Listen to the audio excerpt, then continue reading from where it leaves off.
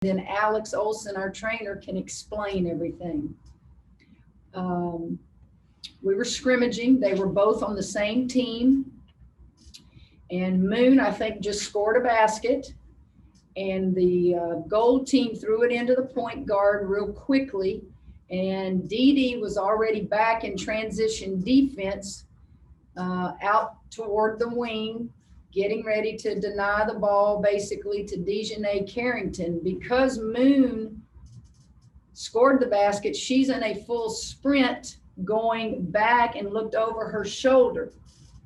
So she sees the ball in the air being thrown from Jordan Oliver in the air, and they both facing each other go up at the height of their jump and collide. And it looked like to me on the film, Moon's face and head and shoulder hit Dede in mid-air on the right side of her hip area, and Dede does like a pirouette, if that's what you call it, in the air. Moon falls to the ground, Dede falls to the ground, but neither one of them fell to the ground like dead weight. Dede falls on her left hip and kind of braces her fall with two hands. And then they both are laid out is when I saw them. They were both on their stomachs. So from there, Moon, why don't you tell them if I missed anything? And then Dede, and then Alex can tell you from there how it was handled and where we are today. Yeah, kind of everything what Coach said about ourselves. It was bad collision in the air. Once I came to, I got up and I was able to walk, and I actually thought it was a different teammate that I hit until I noticed it was Dede, and she was a couple of feet away from me laying down. But right now, I'm in concussion protocol. I'm getting better, and we're just taking it one day at a time. Alex and everybody's been very supportive and trying to get me the most help I can get. Hey, Dede. Yeah, it was cool going behind these two because they definitely said everything that happened. Basically, I definitely tried to avoid Moon in the air because by the time I was in the air, I didn't see her when I took off, but I looked down and I could see someone coming full-fledged at me. It wasn't like seeing me, so I tried to avoid her. Ended up getting hit, and whenever I realized I was on the ground, by the time I realized I was on the ground, I couldn't really feel different parts. So right now, taking it one step at a time, literally, working out, trying to work out or do different things that I can. They have me doing different movements on the Ultra G and different leg extensions. So again, I'm getting better every day, and that's, what everybody wants to hear, I think. Yeah, I saw the whole collision, just exactly what Coach Mulkey said. Both players going up for a loose ball or a pass, did not see each other running full speed. Moon's forehead looks like it hit the right side of Dede's hip, where you would typically see a hip pointer. That was actually one of Dede's complaints, was her right hip hurt just from the bruise from Moon's head. When I got there, Dede was unconscious. For a short period of time, she came to. When she did come to, she was very lucid and able to answer and respond to all of my questions. At that point, she said she had some trouble in her lower extremities, and that's why we took the spinal cord precautions from that point on to call EMS to transport her to Baylor Scott and White Hospital, and from there to even now what we're doing just for her rehab spinal cord. All right, Chad, you got another one? Yeah, okay. Dede, I think, everybody that saw the press release and the statement on Thursday, I guess it was, really concerned about you. Maybe it was Wednesday, I can't remember, but really concerned about, what you were going through. Can you take us, if you don't mind, if you're comfortable talking about it, what your range of motion or range of feelings were, and where you're at now, and maybe what's ahead for you? I mean, is it even, we're talking about the season and, just health-wise where you're at? Before, it was like I couldn't feel. By the time I got to the hospital, it was from knees down. I was kind of numb still. And leaving the hospital, I was able to get up and walk with, some support or whatever. But it was a gradual change. It was so fast that it was kind of reassuring that I'll be back quickly, So I leave the hospital and now I'm going through rehab. And today I'm doing a lot more movement. My walk is looking a lot better. I'm still needed some support in some way, but every day is getting easier. So I'm hoping, yes, there will be a season, and I'm letting everybody know that I will be playing this season. Thanks. Now, Alex can tell you, from a medical standpoint, he took her to what doctor to see, and just give people what y'all were told, Alex. Sure. We saw several doctors here locally. We also took her to a neurologist in Dallas, Dr. Alan Martin, did a full head to toe evaluation of Dede last Wednesday. The prognosis is good, that Dede's young, she's healthy, that there were no abnormalities in any of the scans. And we've done multiple scans from head to toe on Dede. So that's all really good news and encouraging, along with the fact that every day she's progressing and getting better. Now the timeline, we don't know. It just goes literally by how she's feeling. And so we're all optimistic that she can come back this year, but there's no guarantees that's going to happen. We just take it as fast as she can go. All right, Jerry, followed by Mandy. Kim, just thinking about some of the injuries that your team has gone through in the past, was this a scary moment? I'm thinking in terms of, even Lauren going down in the championship game, some of the other knee injuries you've seen on the court. Was this just maybe a little different, or was it, I don't know what your feeling was when it happened? Well, like they'll tell you, coach doesn't move. If something happens on the floor, we go to the other end so that Alex and all the medical people can do their job. And we kept scrimmaging. I could see from across the way Dede was moving her legs. I could see she turned her body over. Moon at that point was already up. So I'm letting them do their job. And initially in my mind, I'm not realizing any of this is happening that she couldn't feel. I went over there twice, and because of COVID, don't kiss her, don't love on her, just go check. So when they put all the neck stuff on her and EMS came, in my mind, I'm thinking it was precautionary. I find out afterwards when I go and look at the film, and Alex calls me and tells me Dede can't feel below the knees. I've never seen anything like this. And I've had quadriplegics in my family, but they had structural damage to their spine. There is no structural damage to Dede's spine. So let's put that out there, okay?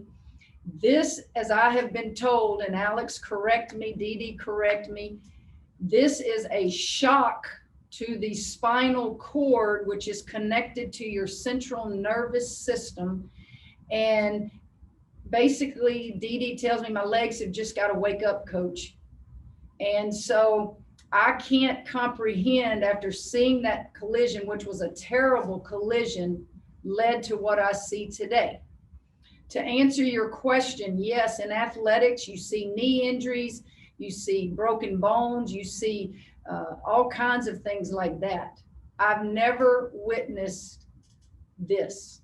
The two things that stand out in my mind in 35 or in my 21 years at Baylor that are not your typical looking injuries was when Melissa Jones went blind in her eye, the orbital bone, if you guys remember that, and we played A&M and lost to them, played them, that was our fourth time, and she played blind in that eye. It took her many months to get her eyesight back. And then another one was when Jordan Davis had the issue with the blood clot going through the heart, and we still don't understand how she lived through that, and she had to sit out that year. Those three injuries, you just don't see. All right, Mandy, go ahead. Curtis Kuhn, follow. Mandy Knight, Fox 44. Hey, Coach. Luckily it seems like this injury with Dede is not as bad as it could have been. And, having said that, the prognosis of not being sure how exactly long she will be out, how, I guess it's kind of a blessing for you guys to have leaders on that team, such as, Moon and Melissa, both of, the Olivers and Bickle and Queen that have been through the trenches. How much are you going to lean on them in the next few weeks? Because you don't exactly know when Dede will be back. Well, we don't know when Dede will be back, but Dede's with us every day. She's at practice. She's the biggest cheerleader. She's just going to be tremendous for our basketball team, but also she's going to be rehabbing. We don't have a lot of depth. I said at the first press conference, the teams who survive and win this year, particularly in basketball, will be those who have the most depth and the most experience. We, as of today, have 9 players who will play.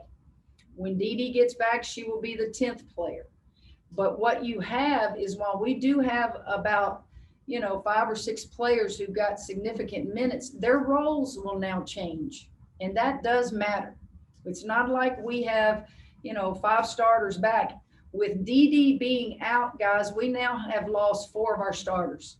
So while we have the talent and some experience back, we don't have them in the roles that they played last year. We will continue to work hard. We will just look over there every day at Dede and think, what a blessing that she has no structural damage to the spine. But we look over there every day and go, how can you have a lazy day or take a day off when you see a kid like that who works so hard and trying to get back out here on the floor? Could I do a quick follow-up for Dede? Sure. Hey, Dede, obviously, you're there at practice. So just kind of talk about, maybe embracing this new role that you'll have on the team, because you're not going to be able to physically participate, but, you're going to be there, vocally and everything like that. Just like Coach Mulkey said, everyone's taking on a new role, and this happens to be my role. And I think every year I've taken on a new role here at Baylor, and I've done it to the best of my capabilities. So if this year, I talk all the time. So if my role is just yelling and being the voice on the sideline, then I can do that, and I'm ready to do that. So I just know my team is going to be more prepared than what, people think they'll be, and I'm excited to see them play. All right, Curtis, then Jerry again, and then David Smoke. Hey guys, Curtis Quillen, KCEN Channel 6. Dede or Alex, can you guys outline what the process to recover, what that recovery looks like from this spinal cord injury? Sure. As Coach alluded to, the brain and the spinal cord are all part of what we call the central nervous system. They're all connected. They're all one system. And really, this kind of gives you an idea. I told you she was unconscious when we got to her, and that was a very short period of time, about a minute. And then her brain came back, and she was, again, fully lucid and able to communicate with us. Gradually, throughout the next several days, everything started returning close to normal, and it went from really top down. And so we're expecting that process to continue each day, where she gets a little bit stronger, a little bit better balance, better coordination. But I can't tell you exactly how quickly all that will happen. Dede is part of probably the 99.9 percentile of the community as far as her talent level and gifts that God has given her. So we're trying to get back to that same level so that she can play basketball to Dede Richards standards on the basketball court. And so that's going to take some time to get back there. How quickly? We don't know. We just are going to go as fast as her body allows us to. Is there anything you guys are doing to aid in the recovery, or is this simply just kind of a time thing? There's a lot of stuff that we're doing. One thing that Dede alluded to was we have a device called an Ultra G treadmill, which basically takes away gravity. So if Dede weighs X amount of pounds, we can put in the computer, we want to take away 50% of her body weight. So now Dede's able to go through a walking pattern that's normal looking without the same amount of weight on her legs until her legs begin to get stronger. It can really carry her full body weight. So that's just a small example of the many things and the resources that we have here at Baylor that we're utilizing to help her recovery. All right, Jerry and Smoke. Moon, a little over a week later, how are you feeling? And in that moment, how scary was that for you? I'm feeling much better today than I was a week ago. And like I said, getting better every day. So that's a good sign. I'm ready to be out there with my girls and just play ball. In the moment, it was scary. It was a hit that I've never taken before, and in basketball, obviously you get hit, you get knocked down, but it was so quick. I think that also scared me a little bit too, how fast it happened because it was like out of nowhere and it was such a hard collision. But I just got up. I got hit, we fell, then I got up and I walked over to Dede because man, that girl's so strong. I just went over there and like we said, nobody thought it was what it is now. I just tapped her on the leg, and I said, "You all right, Dede?" And she's like, "I'm good." As much as she could talk to me, something to that nature. And I just went back and stood by the rest of the players, and like Coach said, we'll continue on doing what we did. And Alex, how close is she to returning? What's your policy on coming back from the concussion? The concussion protocol is the same. It's standard across the NCAA. There's a 5-phase progression. Moon is in phase 3 right now, and we don't progress her to phase 4 until her symptoms are gone. And so, again, just like with Dede, we wait until her symptoms allow us to progress to the next phase. And so that's where we are today. All right, Smoke, followed by Michelle Vogel, and then we might have time for one more. Sorry. Dede, you might be as vibrant, charismatic, and full throttle as anyone I've ever covered. How has this affected you and your look? And also, do you have a message to the fan base of Baylor? I don't think it's affected the way I strut. Coach Mulkey used to always talk about me walking like a ball player. But that's the only thing I think is really affected. I'm still going to be me at the end of the day, which I don't want the people around me, feeling down when they see me or sad. Like I've been getting these sorry for me eyes whenever people see me. And I'm like, what are you sad for? Like, I'm getting better every day, which is what I keep, stressing to people. So if I would want any, Baylor fans or the world out there to know is that I am getting better every day and I am still going to be, the loud, go-lucky person that I've always been. I think we need to take these masks off so y'all see their beautiful smiles and their happiness. These are athletes. These are the elite of the elite that had a terrible collision midair. And they play the game the right way. They play so hard. They're so valuable to our team. I can tell you what Dede and I would ask for fans and everybody, just pray. Just pray. And because you can't rush time. We don't know if she'll wake up tomorrow, next week, next month. We don't know, but we're going to do everything in our power to get Dede back to being Dede off the floor, walking and doing things that she's used to doing before we even think about basketball. You just can't comprehend because you have not seen her walk. You were not here when the collision happened. The progress she has made has been tremendous.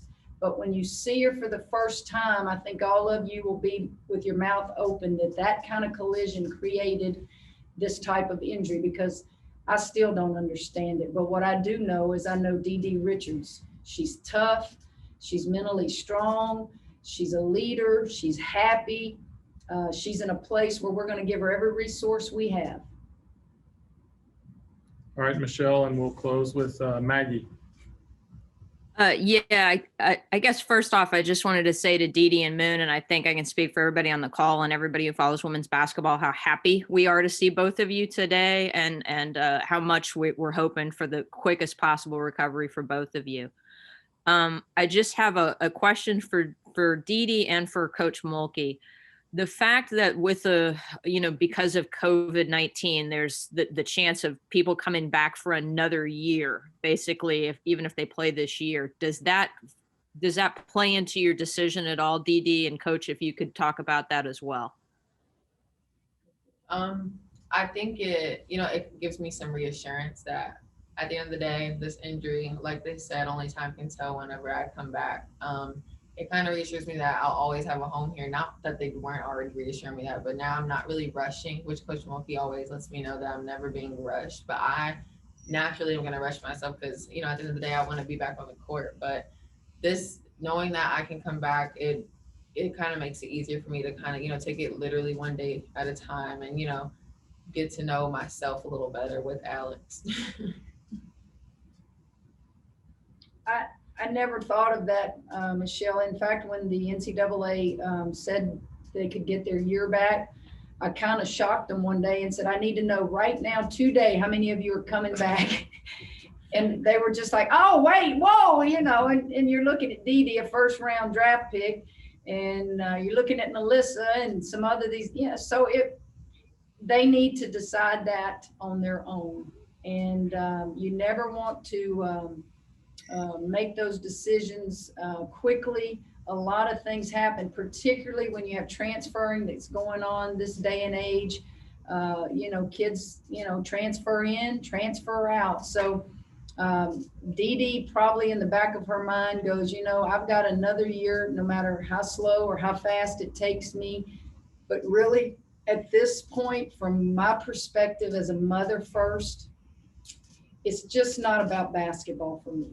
And while I know it's Dede's identity, it really isn't Dede's identity. Dede has so much to offer that I just want her walking. I want her, as she said, strutting like she does. I want her prissing. I want her dancing. I want her doing all the things Dede does in life away from basketball.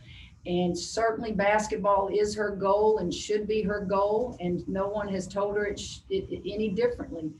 But as a mother, you just see a young person and go, how in the world did that collision create this in her legs? All right, Maggie, you got the last one. Okay, Coach Mocha, you have always, I miss you all, by the way. Coach Mocha, you'd always talked about in the past about always having a contingency plan. And I was amazed that Dede was going to play point guard. Do you have a contingency plan for that position? Well, Dede was going to have to play 4 positions for us. Obviously, Dede's a 3 player, but because of her experience and because of her leadership, she was going to have to play 4 of the 5 positions on the floor for us. The contingency plan is that we're going to have Jordan Oliver and Sarah Andrews be our primary ball handlers.